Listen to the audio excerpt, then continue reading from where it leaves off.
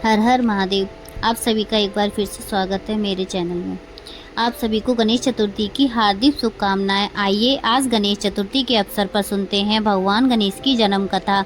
एक बार की बात है, कैलाश पर्वत जो कि भगवान शिव और मां पार्वती का निवास स्थान है, जब माता पार्वती स्नान कर रही थी, उन्होंने अपने उपटन से एक सुंदर बालक की रचना की और उसमें प्राण फूंक दिए। वही उनके पुत्र बने बाल गणेश। माता पार्वती ने उनसे कहा, बेटा मैं स्नान करने जा रही हूँ, तुम मेरे द्वार पर पहरा देना और किसी को अंदर मत आने देना। वो बालक अपने माँ के प्रति बहुत निष्ठावान थे। तब भगवान शिव बाहर गए हुए थे। तब भगवान शिव लौटे तो गणेश ने उन्हें प्रवेश करने से रोक दिया, क्योंकि गणेश नहीं जानते थे कि भगवान शिव कौन है। भगवान शिव ने जब इसका कारण पूछा तो बालक ने कहा, मेरी माँ भीतर स्नान कर रही है, उन्होंने मुझे आदेश दिया है कि मैं किसी को भी भीतर न जाने दूं। उस समय बालक को यह ज्ञात नहीं था कि शिवजी ही उसके पिता हैं। वह तो केवल अपने माँ के आदेश का पालन कर रहा था। शिवजी भी बालक को पहचान नहीं पाए। अपने ही घर के द्वार पर रोके जाने से क्रोधित हो उठे। उन्होंने अपने गणों को आदेश दिया कि इस बालक को यहाँ से हटाओ, परंतु माता पार्वती के आशीर्वाद से बालक अजय था और उसने समस्त गणों को परास्त कर दिया। अंत में भगवान शिव को बहुत क्रोध आया और वह स्वयं उससे युद्ध करने लगे और उन्होंने त्रिशूल से इस बालक का मस्तक काट दिया। कुछ समय बाद जब पार्वती जी बाहर आईं तो अपने प्रिय पुत्र का शव देखकर विलाप करने लगीं।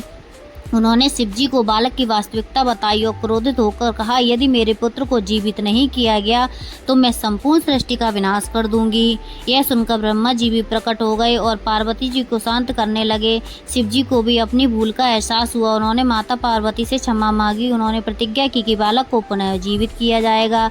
उन्होंने अपने गणों को, जिनमें नंदी भी शामिल थे, उनको आदेश दिया कि पहला ऐसा जीव खोजो जो अपने माँ से अलग हो। संयोगवश उन्हें एक हाथी का शिशु मिला। उसकी माँ उसकी तरफ पीट करके सो रही थी, इसीलिए कहा जाता है कभी माँ को अपने बच्चे की तरफ पीट कर नहीं सोना चाहिए। उन्होंने उस हाथी का मस्तक लाकर भगवान शिव को दिया और उस मस्तक को भगवान शिव ने उस बालक के सर पर स्थापित कर दिया। इस प्रकार वो बालक पुनः जीवित हो उठा। शिवजी ने उसका नाम गणेश रखा। माता पार्वती को अपने पुत्र को जीवित देखकर बहुत प्रसन्नता हुई, परंतु वह उसके विचित्र स्वरूप से बहुत चिंतित हुई, कहीं उसका उपहास न किया जाए। यह देखकर शिवजी ने समस्त देवताओं को बुलाया और उन्हें आदेश दिया कि गणेश को वरदान दें। सभी देवताओं ने गणेश को बहुत सारे आशीर्वाद दिए। उनमें से सबसे बड़ा आशीर्वाद यह था कि किसी भी शुभ कार्य, विवाह, यज्ञ, व्यापार, उत्सव या किसी भी चीज़ के प्रारंभ में गणेश जी की ही पूजा की जाए और उन्हीं का उच्चारण हो। उन्हें बुद्धि, विवेक और ज्ञान के देवता का स्थान मिला। यह पौराणिक कथा हमें सिखाती है कि क्रोध हमेशा हानि पहुंचाता है। क्रोध वश लिया गया निर्णय हमें अपनों को कष्ट देता है, इसीलिए हमें धैर्य रखना चाहिए और विवेक से काम लेना चाहिए। आज सुनेंगे हम गणेश जी की कहानी। एक बुढ़िया माई थी जो प्रतिदिन मिट्टी के गणेश की पूजा करती थी। मिट्टी की प्रतिमा होने की वजह से वह रोज़ गल जाती थी। इसकी वजह से बुढ़िया को गणेश जी की मूर्ति रोज़ बनानी पड़ती थी।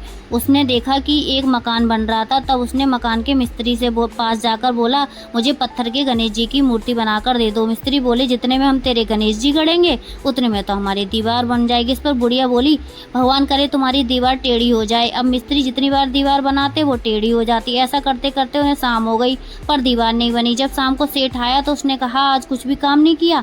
तब एक मिस्त्री ने सेठ जी से बताया, एक बुढ़िया आई थी, वह कह रही थी मेरे पत्थर के गणेश बना दो। हमने ऐसा नहीं किया तो उसने बोला तुम्हारी दीवार टेढ़ी हो जाए। तब से दीवार सीधी ही नहीं बन रही, जिसकी वजह से हमें दीवार बार बार तोड़नी पड़ रही है। सेठ ने बुढ़िया को बुलाया और कहा, हम तेरे लिए सोने के गणेश जी गढ़ देंगे, बस हमारी दीवार सीधी कर दो। सेठ ने बुढ़िया को जैसे ही सोने की प्रतिमा दी, बनवा कर दी, दीवार सीधी हो गई। हे विनायक जी, जैसे सेठ की दीवार सीधी हो गई वैसे सबके दिन सीधे करना। तो यह थी आज की कहानी। आपको यह कहानी कैसी लगी कमेंट करके ज़रूर बताएं। आपको और मेरे चैनल को सब्सक्राइब कीजिए। बोलिए गणपति बप्पा मोरया।